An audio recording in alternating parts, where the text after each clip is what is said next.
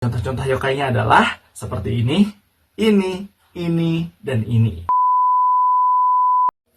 Oke teman-teman semua, setelah kita kemarin nih ngebahas mitologi yang berasal dari Indonesia, yaitu Antaboga dan juga pertarungan antara Raja versus Gatot Kaca, kita bakalan pembahasan ke luar negeri lagi nih, yaitu pembahasan mitologi dari negeri Sakura, yaitu Jepang.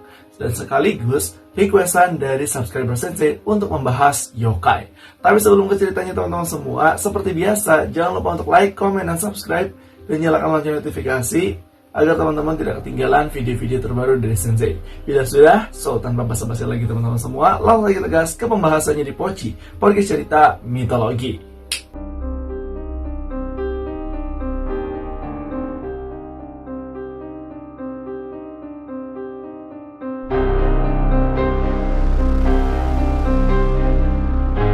Yokai.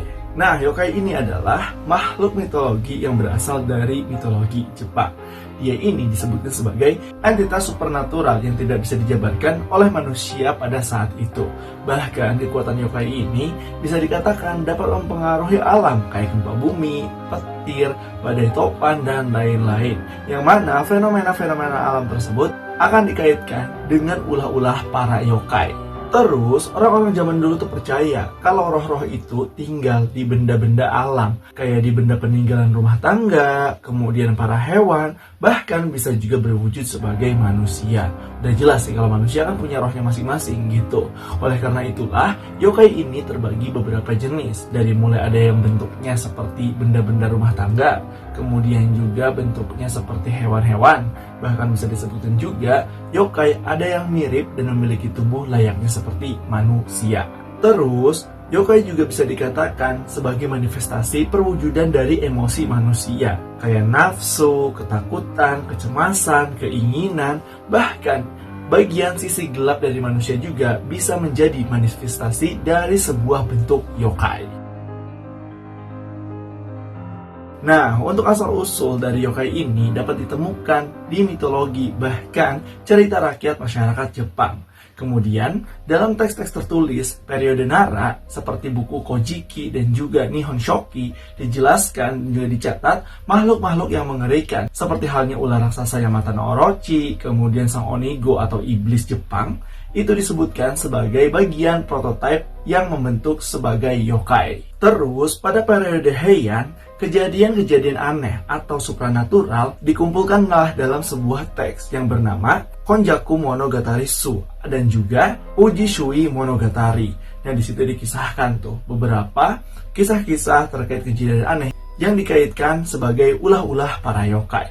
Walaupun di buku tersebut banyak dikisahkan kejadian aneh dan juga gambaran gangguan dari para yokai, tetapi dalam penggambarannya masih belum dijelaskan secara terperinci. Lalu, pada abad pertengahan, penggambaran terkait yokai ini semakin rinci, semakin jelas. Bahkan jenis-jenisnya juga telah diklasifikasikan dalam sebuah gulungan-gulungan, teks-teks cerita kuno, bahkan cerita bergambar oleh masyarakat Jepang kuno yang disebut sebagai Otogisoshi.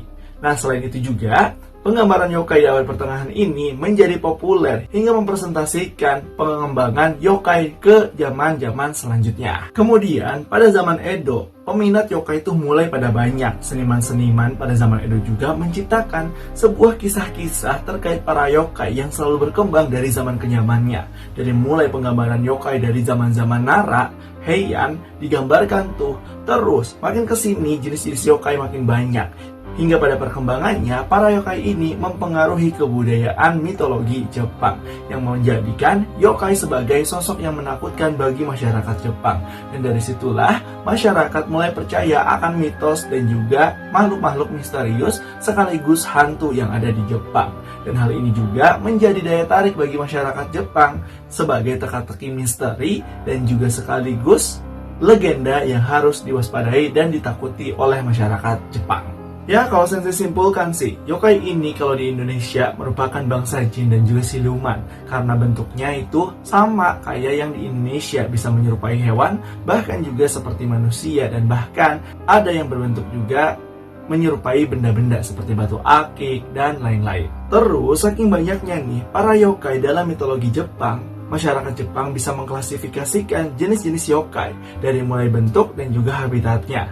Dari bentuk terlebih dahulu. Nah, banyak sekali nih yokai-yokai yang bentuknya tuh berbeda-beda. Masyarakat Jepang itu mengklasifikasikan menjadi 4 bentuk, yaitu yang pertama adalah berbentuk seperti manusia, yang mana yokai ini akan berbaur seperti manusia pada umumnya, seperti halnya Tengu, Oni, Zashikiwarashi, dan masih banyak lagi. Kemudian yang kedua adalah diklasifikasikan dalam bentuk hewan. Yokai yang memiliki bentuk hewan biasanya memiliki kemampuan seperti hewan juga, tetapi memiliki keanehan serta ilmu supranatural seperti mendatangkan petir, api, dan sebagainya. Contoh yokai yang termasuk ke dalam jenis hewan adalah kayak Nekomata, Kitsune, Nue, Sukaku. Nah, itu adalah jenis-jenis yokai yang termasuk ke dalam jenis-jenis hewan. Dan yang ketiga adalah jenis yokai yang masuk ke dalam tumbuhan. Jenis yokai ini biasanya bersifat seperti halnya para tumbuhan dan bisa diklasifikasikan ke dalam jenis flora dan fauna juga seperti halnya para binatang, seperti itu. Terus yang keempat adalah yokai-yokai yang bentuknya menyerupai peralatan-peralatan rumah tangga dan biasanya selalu tinggal di sekitaran rumah-rumah penduduk masyarakat Jepang. Dan juga yokai-yokai ini biasanya adalah roh-roh yang memasuki benda-benda yang lama telah ditinggal atau tidak terpakai oleh masyarakat Jepang.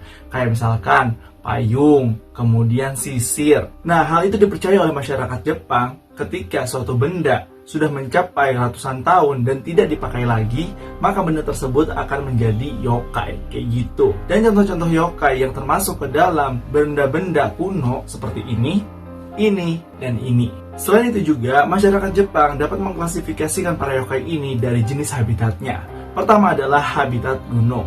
Nah, gunung ini menurut masyarakat Jepang bisa dikatakan menjadi sebuah tempat yang sangat sakral. Oleh karena itulah, mengapa banyak kuil yang ditempatkan di gunung-gunung atau di bukit-bukit. Selain itu juga, gunung merupakan tempat yang terpencil bahkan jarang dijamah oleh manusia.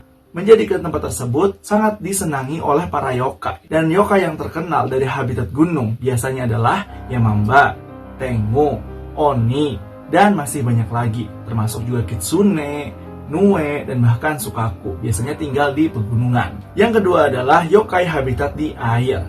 Nah, yokai-yokai jenis air ini biasanya menempati sebuah rawa-rawa, laut, danau, sungai. Pokoknya yokai yang berkaitan dengan air. Meskipun air ini oleh masyarakat Jepang sering digambarkan sebagai simbol kesuburan dan juga kemakmuran, tapi air juga bisa menjadi bencana dan juga hal yang menakutkan loh. Dari mulai banjir, ketenggelaman, badai, tsunami, itu terjadi. Dan bisa dikatakan juga bahwa air ini adalah sebuah elemen alam yang netral, tergantung bagaimana cara kita menggunakannya. Kalau misalkan kita gunakan sebagai kebaikan, maka air akan menghidupi manusia. Tetapi kalau misalkan air ini dicampuri oleh campur tangan manusia, maka air bisa menyebabkan kecelakaan kayak tenggelam, banjir, bahkan tsunami. Dan jenis-jenis yokai yang terkenal yang berkaitannya dengan yokai air biasanya itu adalah kappa, duyung, dan ini, dan juga ini, dan masih banyak lagi. Yang ketiga adalah jenis yokai yang biasanya suka berdampingan dengan masyarakat dan tinggal di sekitar masyarakat dan disebut sebagai yokai rumah tangga. Nah, jenis yokai ini biasanya menyerupai benda-benda yang ada di dalam rumah yang disebut sebagai tsukumogami. Biasanya yokai-yokai ini berwujud menjadi benda-benda yang sudah lama tidak terpakai atau pusaka-pusaka di rumah tersebut. Sekaligus, yokai ini juga dapat berpengaruh bagi rumah tangga seseorang. Bisa jadi yokai ini pembawa keberuntungan dan juga bisa jadi pembawa sial. Maka dari itulah, yokai-yokai jenis ini sering mengganggu dan secara langsung ikut campur dalam urusan bermasyarakat atau urusan rumah tangga orang-orang Jepang. Dan contoh-contoh yokainya adalah seperti ini, dan ini. Nah, itulah dia teman-teman terkait ciri-ciri dari yokai. Dan untuk pembahasan terperincinya ya, per habitat, per jenis, dan juga per yokainya akan Sensei buatkan video-video yang berbeda, oke? Kemudian, dengan seiring berjalannya waktu di era modern sekarang ini, jenis-jenis yokai makin berkembang. Bahkan dibuatkanlah beberapa penggambaran yokai dalam sebuah literasi manga, cerita-cerita pengantar tidur. Bahkan ada beberapa anime yang mengisahkan para yokai, kayak di anime Mononoke. Nah, di situ kan dijelaskan seseorang yang memiliki kekuatan supranatural yang bisa berkomunikasi dan juga punya sahabat para yokai. Kita dijelaskan tuh jenis-jenis yokai yang ditemui oleh dirinya. Selain itu juga di anime zaman sekarang, kalau misalkan teman-teman semua ingin melihat jenis-jenis yokai, ada anime yang namanya Monogatari. Nah, di situ dijelaskan jenis-jenis yokai yang merupakan jenis yokai Sukumogami atau yokai-yokai rumah tangga yang mengisi sebuah benda-benda masyarakat Jepang. Nah, itulah dia teman-teman semua terkait pembahasan Pochi, podcast cerita mitologi kali ini, yaitu pembahasan secara garis umum yokai dalam mitologi Jepang. Dan kalau misalkan sensei ini bahas secara terperinci yokai yang banyak jenisnya itu bakal menjadi video yang panjang. Dan oleh karena itulah sensei akan membagi-bagi video yang berkaitan dengan pembahasan yokai. Jadi teman-teman jangan bosan-bosan untuk nonton video sensei. Jadi gimana nih menurut teman-teman semua terkait pembahasan kali ini? Apa teman-teman suka atau punya pendapat lain? Langsung aja tulis di kolom komentar ya. Dan jangan lupa untuk like, comment, dan subscribe, nyalakan lonceng notifikasi supaya teman-teman tidak ketinggalan video-video terbaru dari sensei. Bila sudah, sampai jumpa di video selanjutnya. Bye-bye semuanya.